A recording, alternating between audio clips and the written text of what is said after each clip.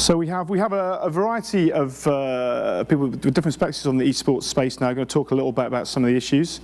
There's the steps on the side. And unless you feel you're very agile, you can lift up as well. So how would you like to come along? I'll let you pick your where you like to sit and grab some water. Either way. Yeah, just sit yourself down. So, cool. Have we got a seat? I'll sit down with you rather than standing up there. That's great. Cool. So, we're just going to segue straight into it. So, thank you for coming along. I'm going to start off by saying that I am an enthusiast, but by no means an expert in the esports space. So I'm kind of, if anything I say is absolutely ridiculous, then feel free to cut me down and make a mockery of me in front of everybody in my conference. I'd appreciate that. That's good. What I do know is that we've seen some great presentations earlier, setting the scene, saying how much esports is growing and how big the potential is, and particularly with the scale of mobile devices out there. But the question of the panel really is, how can esports kind of go mainstream now? Like, where are we in terms of really smashing through? And that's what we kind of debate in a number of different ways. So, to kick things off, what I'm going to do is I'm going to ask the panel to just quickly introduce who they are and what they do in the esports space, or where they fit in it, and to answer the question broadly, like where you think we are in terms of our potential. Are we right at the start, or are we kind of making progress? So we'll start here, William, because you're right next to me. So tell us about what you're doing in the esports space. Definitely. Great to be here. Great to be here with you, gentlemen. William Webb, founder, CEO of Jackpot Rising. We are a tournament platform solution for game developers as well as publishers that allow them to implement real money tournaments into their games, really an esports mode into their games. It's a flexible, open tournament structure that allows players to compete against each other in progressive jackpot tournaments as well as fixed jackpot tournaments. So in terms of where esports is right now, tip of the iceberg. Tip of the iceberg. David, how would you, obviously people probably know you, David, but... Hello. Hi. I'm David. I overlook the mobile esports or mobile gaming part of ESL. I'm also in-house counsel. We currently produce the Vainglory 8, which is the professional league for Vainglory, and the Crown Championship Global Series in 6 different languages across Europe and Brazil. And we also do Critical Ops, which is a first-person shooter on mobile. And we're going to be partnering with 2 to 3 different publishers later in Q4, I think, this year to kick off. Feel free to reveal them at any point. Yeah. You won't be doing that. Okay, fine. That, yeah. But I think mobile esports right now is approximately right where PC esports was around the StarCraft Brood War era, when it was very, very early, and has lots of diehard fans, but hasn't hit mainstream yet. I think esports now has, like PC esports has now become mainstream. Mobile is about a few years behind. Okay. I went to the Vainglory World Championships last year. That was great. Yeah, I actually owned the team that won it. There you go. Oh, okay. Look at how ringer. Hang on. That's surely there's a ringer. There's a conflict. No. I was joking. I'm joking. It's okay. So I'm John Robinson from Bessemer Venture Partners. Before joining Bessemer, I was at Nexon and at Electronic Arts. Bessemer is a large venture capital fund. Most notably, we were the first investors in Twitch back in 2012. We've also done a variety of things across gaming and consumer internet. I'm helping them focus on both games and esports. And I would agree with the panelists thus far, where it feels like PC 10 years ago. Yeah. We're really, really bullish on the mobile game streaming space and the community space right now. And I think naturally the esports kind of elements will naturally flow out of that, but I don't see them becoming really mainstream or huge for another couple of years. Fair enough. Cool. And last but by no means least, Casey Chafkin, founder and chief marketing officer of Skills. Skills is the leading esports infrastructure and live operations provider for about 4,000 mobile game developers. We've hosted about 1 million mobile esports tournaments and about 100 million mobile esports tournaments. It's going up all the time. We keep going. It's gonna be, about 500,000 a day.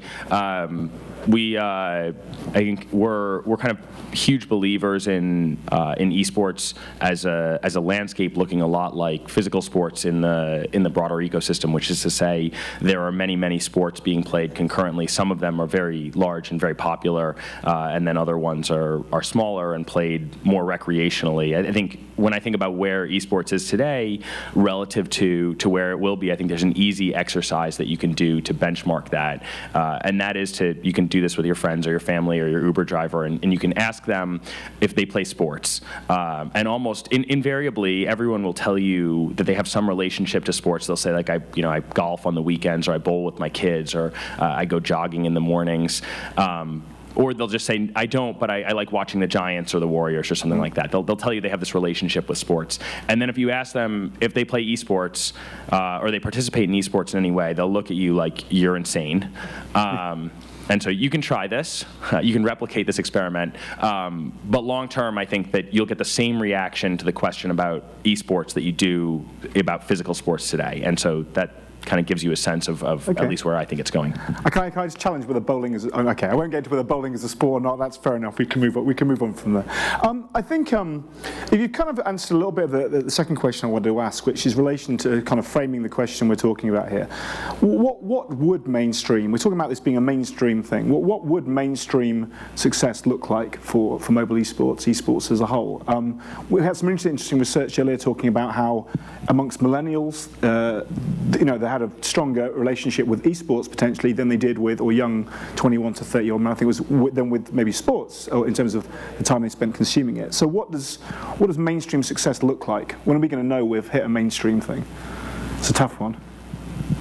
From the Uber driver, Uber driver test. I think it's from a participatory level, everyone will acknowledge and say that they have played at some level, played in an electronic sports competition. I think it's, I think of, and John and I were just talking about this before the panel, but multiplayer competition is kind of the foundation of electronic sports, and one level above that you have kind of crowd-funded competitions or third-party organized competitions on a small scale, recreational. This is like your co-ed kickball league or your rec basketball league, and kind of one level above that you've got larger scale competitions that are organized, so that's like beta breakers for running. And then you have professional level tournaments that are subsidized by brand sponsors and viewed by fans, both people who participate in the sport and people who don't but understand it. And so, like, for me, when I think about mainstream, it's reaching the point where everyone is involved in the ecosystem, much in the same way that historically, if you asked people if they were gamers, or if you looked at people and said, "Are you gamers?" they would think, "Do I own a console?" And you get relatively small penetration today with mobile. Almost everyone plays games, and so where I think you're going to get to is almost everyone participates in the esports community. Okay, that's very in-depth. Anybody got a different opinion on that, or anything about how success would look like? I mean, I think it's useful to say. John, obviously you're kind of investing in this. You've probably got an outcome that's desired, a success. Another Twitch would be quite nice. Yeah, we're looking for multiple hundreds of thousands of concurrent viewers. We think at that point on kind of like a weekly basis. We think it's like the sponsors get interested, the distribution channels get interested, kind of like the infrastructure of an industry can really lean in then. Yeah. I don't know if we're there just yet, but we're getting pretty close. Is kind of brand advertising a key metric? Is it when when kind of the Cokes of the world and the sports brands kind of, is that something we go, yeah, we're there now? I mean, does that not matter? Because that's typically been a thing, like, can you get sponsorship from a big sort of... I think the market's pretty smart and everyone's watching this, and I would give some credit to the brand sponsors. I'm not saying that. Really closely, and I think that those two things happen almost simultaneously. Yeah, okay, fair enough. So I guess a side question to that is who is going to, which particular groups are going to push this? You've got a lot of different players in the space, literally. You've kind of got the game owners, you've got the people who organise the leagues, you've kind of got sort of brands. Who's going to be needed to make the most kind of progress to push this forward? Or is it everybody? I mean, Does my question make sense? It does. It does. I think that it's a mixture of a few things. Casey just mentioned the infrastructure aspect. That's all still being built up. I think that there are a few main pieces in place. The content aspect, that's there, that's been there. And so I think the content is definitely there, but I think it all ties back to the content owners. When you look at the successful titles, they're owned by, that IP is owned, it's fragmented, so it's owned by the content owner. Call of Duty owned by an individual entity, and then go through the successful titles. And so it's the power really all comes back to those content holders and owners that have those user bases and those eyeballs, off of which successful and major tournaments or leagues can be built off of. I'll disagree with that. I don't know. Excellent. This is what we want. The whole point of the panel. Great. On the mobile side, it's like, well, traditionally, as we look at esports, we have some massive companies, Activision Blizzard and Riot, who are able to invest in kind of their infrastructure. I think on the mobile side, some of the largest mobile games that could become esports have very small teams. Supercell, for example, Super Evil, and they really need partners to help them grow that as an esport. And so I actually think on the mobile side, the other players that are also in the ecosystem have a huge opportunity to kind of help deliver that value and mature the space. I completely agree with you. I completely agree. I think it's multifaceted. The titles that you just named, though, are some of the biggest mobile titles that there are, and so they definitely are the tip of the spear and hold a lot of power. But I agree with you in the sense that it's an ecosystem and there's multiple fronts to attack. Yeah. And I guess from that, is there maybe a challenge or a problem that there's quite a lot of fragmentation? There's a lot of, looking at from an outsider, I'm not as engaged yet as I maybe would like to be, but you see a lot of different leagues. There's lots of different people running like local leagues and national leagues, and the games are running competitions. ESL are running a competition. Maybe Mo eSports guys have set something up with a. Is that just a mark of the young industry, or is that a potential problem there? Yeah, I think, the analogy, the recent analogy is mixed martial arts, and so 15 years ago. I don't do that either. Well, so I'm joking. 15 years ago, you had an incredibly fragmented sports industry. I think there's this human acknowledgement that hand-to-hand combat is a sport, for better or worse. And but you had a bunch of rival league organizers going at it, and I don't think that's problematic for the development of a sports industry. I think it is potentially problematic for the league operators, but generally I think it's is a situation where something will evolve. Exactly, and there'll become a clarification and stratification as it progresses. Okay, sort of stepping back a second, is esports in some ways an unhelpful term because of the connotations of a whole?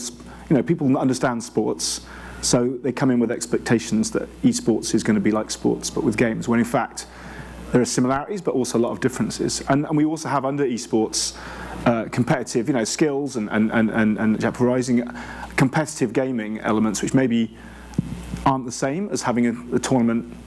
Do you think esports is a problem? It's problematic only, and you get the same. You have the same. 4 years ago when we started the business and we trademarked esports for everyone, the first question we got from our investors was like, what is esports? But then it's like, well, how do you have esports on mobile? And I think, but these questions have existed in the physical sports world too. So you mentioned it in half jokingly, but right, so is bowling a sport? And there's this hotly debated, like, is it or isn't it? And like, and then you get into like, well, why is it or why isn't it? And is it because, and I think esports are it's interesting because they require, it's a combination of both physical dexterity and mental acuity. You're using a different muscle group, so it's fine motor skills as opposed to gross motor skills, but it's largely the same skill set. But I think you have the same debate. I grew up as a competitive runner, and people would say, like, running's not a sport. That's the punishment for real sports. and it was funny to me as well. But my counter was like, it's the original sport. Yeah. And so I think you have the same. I don't know that the terminology is the problem. I think we're always going to have these debates about what is and is not a sport. What's a game? What's a sport? What's a competitive game? So. Yeah. Okay. Fair enough. Anybody got a different viewpoint, or you? I think esports just became an umbrella term because it's been such a popular buzzword. So it just became something that became easily understandable for anybody using the word. So I think a lot of publishers use the term organized gaming, or OP. Yeah. Some people use competitive gaming, others use esports. I think there might be three different things. Yeah. But at the end of the day, esports somehow ended up becoming this umbrella term, so everybody just understands it's competition. But I think you get that in mobile particularly. Like PvP is the thing. It's been in Asia, every game for a while was kind of PvP, and now it's finally been taking quite a while to get to the West, but it's now more and more games coming out as PvP. It is competitive gaming, against other players. But is there a distinction between, there's competitive gaming, there's a game you can play against people, and then there's esports. Surely there's a kind of there's a differentiation there. Because esports, to me, suggests there's a structure around it, there's a kind of, you have a resignated rankings and all that sort of stuff. I don't know, but maybe that's my problem with the term. I think spectatorship is typical. Spectatorship, I think, is kind of the key differentiator, at least in my mind, between kind of competitive game. What is a competitive game and what is a sport? Maybe. Well, people watch it, yeah. But I think that one builds from the other. So you start with a game, then you add multiplayer to it, and then you have competitive gaming. And I think so. So it might benefit us as an industry if we invented a few more terms inside of the world of sports. So if we differentiated between professional esports and amateur esports, if we differentiated between esports and an FPS or something like that, but baseball is a sport so that one fits inside the other, and then there's all levels of baseball. So we might benefit from some additional terms. It's interesting. I think I see mobile developers seeing kind of esports and competitive gaming as for various reasons as a way of increasing engagement and getting a cheaper UA in a very competitive space as well as an end in itself. But I guess it's, can you go out as a mobile developer to go, I'm making an esport? That's kind of what Vainglory and CP for Mobile Corp did. I don't know if it's what Supercell were deliberately doing. It feels like they're doing that more with Brawl Stars, maybe with Clash Royale. But is that, can you go out and make an esport? Can you use a developer? Can I go, I'm going to make an esport? Or do you just make a competitive game and then someone else decides it's an esport? Like the viewers, the players? I think it's a mix of both. Okay. So if you build an awesome competitive game and nobody wants to watch it, you don't have an esport. But at the same time, if you don't build a structure for it, if you're not mindful, you're not intentional about it, then your game cannot succeed as an esport. So if you look at, for example, StarCraft Brood War, which many people refer to as the grandfather of esports. There were many players in the background creating this structure so that eventually it could rise as an esports platform. Yeah. So I think spectators have been mentioned a couple of times, and that's clearly again in the earlier presentations there are a lot of interesting comparisons drawn between the number of people playing an esport and the number of people kind of watching it who may never play the game at all, but are spending time on Twitch. So where are we in terms of sort of spectatorship? Is there a lot of work to be done there? Have we nailed it with Twitch? I mean, and YouTube gaming? Or is there more we need to do? Do we need to have more kind of structure, more casters? That's you, David. Right? Yeah. That's you. Go on. It's your opportunity to shine. Yeah. So I think for this, a lot of mobile game developers, where they're missing the boat, it's when they're before they release the game, they don't have custom game lobbies which allow people to create tournaments and the community to run tournaments and grow that competitive and tournament type of scene. Basically, custom game lobbies are the ability for two players anywhere in the world to match each other and play against each other.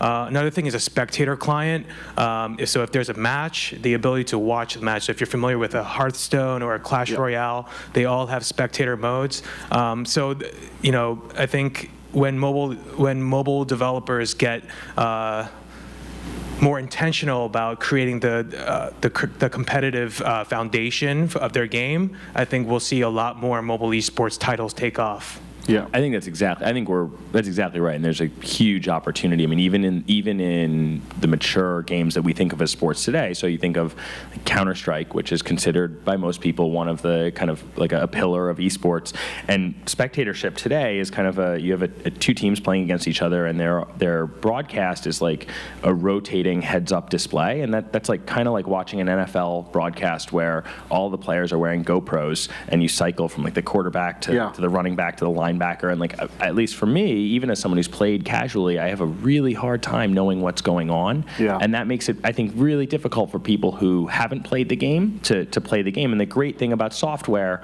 right, is like we can make it do anything. So great Counter-Strike players, it's like they shoot someone and then they turn before the bullet hits the other person, and we broadcast that today in real time. You could slow down to bullet time for that broadcast because the software knows that that bullet's going to make contact, it's going to kill that person, it's going to be a pivotal moment in the game. And that's where I think the really big future opportunity is in how we, like, as game developers, start building with the spectator. I mean, you have to build the core competitive experience, but then if you have that, building with the spectator in mind.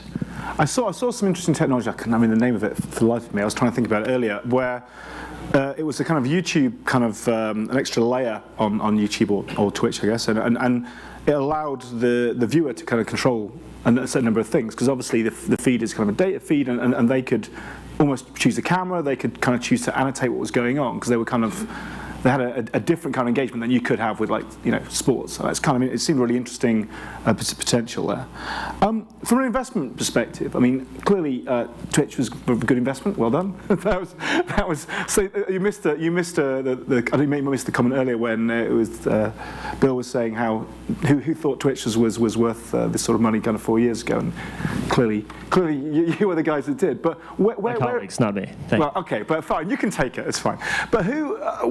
I talk to investors and I see more people investing in like things like teams at the moment. It seems like the investment space is kind of, again, a little bit kind of fragmented. It's people more in the teams than the leagues, maybe, or the games. I just see like a really healthy ecosystem across the board. So the platforms supporting competitive gaming and streaming, the teams that are playing in that space, the game publishers that are taking advantage of basically like flipping margins on their head by growing games without spending anything. It's, I think across all three of those aspects, there are great opportunities now. So I think we're bullish on all of them. So from an investment perspective, looking at mobile games, I know this isn't anything, but something that had an esports angle or potential is straight away arguably more interesting then. A community angle, yes, and I think well executed, there could be esports potential, but I think seeing the community and the streaming side of things is certainly an early indication that we're looking for, and kind of uptick on YouTube and Twitch is a great way to kind of validate that or see that. Okay, I kind of just come back to something that was touched upon a minute ago. In terms of from a game design perspective, what are the key things from a developer that, is there anything absolutely pivotal if you want to be thinking about this and making your game open to being an esports, certainly a competitive game from the ground up, that have to be in place? Yeah, I mean, I guess we covered a few of them, right? But I mean, I think it starts with you need to have a fun, competitive experience. So I think there's kind of been this notion, at least we've seen it as a platform that powers these game developers. The initial games that worked with us were just like, I'm going to jam in some competitions, we'll have some prizes involved with them, and like people are going to flock to this. And the reality is, people don't want to play unfun experiences competitively. Like, it sounds really, really obvious when I say it like that, maybe, but. But it starts with a game that people enjoy competing in, because people aren't going to want to compete at higher levels if they don't enjoy competing. So I think for us, we've seen that as kind of the first piece. The second piece of it is kind of this concept of easy to pick up, but with a high skill ceiling. So one of the things that I think Overwatch has done really well as a game is that they made it so that you can start playing really, really easily, and that allows you potentially as a spectator to say, I don't want to play this game anymore, but I at least understand the fundamentals so that I can watch it, in the same way that I've tried throwing a ball before, so I might be able to watch football and appreciate the skill involved with a quarterback, right? I mean, that's like, this is a gross motor skills versus fine motor skills, and it's hard to appreciate fine motor skills. So I think this idea of enabling people to participate and consume in it at some level, to me, is the second really big thing there. Okay. Okay, that clock's a little bit slow because we started a bit early, but do we have any kind of questions? I've got plenty more questions, but we've got a couple of time for a couple of questions. Do you have any questions in the audience? Is that John? I can't see, sorry, yeah. Jeff, sorry, Jeff, I can't. It's very bright light. What do you guys think about daily fantasy sports integrating with eSports? Ooh, good question. Great question. I think so. Our Series A investor was the Series A on DraftKings, so pretty familiar with DFS. But I think these are companion industries for sports. So I think daily fantasy or sports gambling or like any of the ancillary industries that get built around sports are generally helpful because they help. They generally enhance the spectatorship experience for people who want to play. So the people who play DFS tend to watch more sports because they're more deeply engaged, and so I think you'll see the same companion industries build up around esports that you see around physical sports because, well, I guess I'm sounding like a broken record here, right? But that they're like I believe it's the same evolutionary track that we're on. Are you in the daily fantasy space? Yeah, I work with DraftKings. Okay, or Draft Duel, as it'll be called next week, or whatever it is. No, okay, fair enough. I wasn't on that. Okay, no comment on that. Yeah, I wasn't going to bring that in. Okay, any other questions we have out there? There's a question, gentleman in the corner there. The reason we use the mic is just because it records onto the... I understand that now, cool. Thank you. This one is related to the previous speaker, actually, who was talking about the need for security and verification of what people do in games. And there's this parallel technology called blockchain. And I'm wondering if you all have thought about how to integrate blockchain verification of people's accomplishments and so forth into your enterprises. Thank you. Wow. This is all the trends together. This is like blockchain and esports. What else can we throw in? We've taken a look at that and are definitely on a roadmap. You know, I'd say trajectory there. Have different elements of whether you're talking about encryption and security of maintaining the integrity of a tournament or gameplay or transactions, whatever that may be. I think there's definitely a parallel there. It's just a matter of use case and I mean, did you have was it just a general blockchain or different applications of? It is I'm a generalist who deals in a number of systems, and at one of the technology conferences in San Jose last week, the Augmented World Expo, the use of blockchain was brought up as a solution to the problems that were introduced by the previous speaker of people saying we need to know these games are fair, that they're secure, and that people actually own the accomplishments that they have done at certain levels to make it a level playing field, if you will. Cool. And with hundreds of millions of people playing here, how else do you do this without a anonymized accounting system that could actually show people that there's nobody's hand on the scale. It's actually anonymized and accurate. So I think you end up with a multifaceted approach. So security ends up being paramount to, I think, it is foundational to any sport. So you're trying to avoid Rosie Ruiz like riding the subway in the 1980 marathon, or like maybe he did or maybe he didn't deflate some footballs like to Tom Brady, or like corking your bat in baseball. I think like any time that you have kind of fame and fortune on the line, there's incentives for people to become bad actors or to toe the line on fairness. And I think the reason sports leagues focus so much on that is that you can't, as a spectator, appreciate it if you can't appreciate the accomplishments if they're not real accomplishments. So, but I think it ends up being I think it has to be a multifaceted approach. And the other big one, at least that we think about, is data and pattern recognition. And so like this is when you look at the wall hacks in first-person shooters, I think that the most compelling way to stop that I've seen is actually data signatures, and you look at kind of how is a player, where is their gun pointed when they're walking around, and so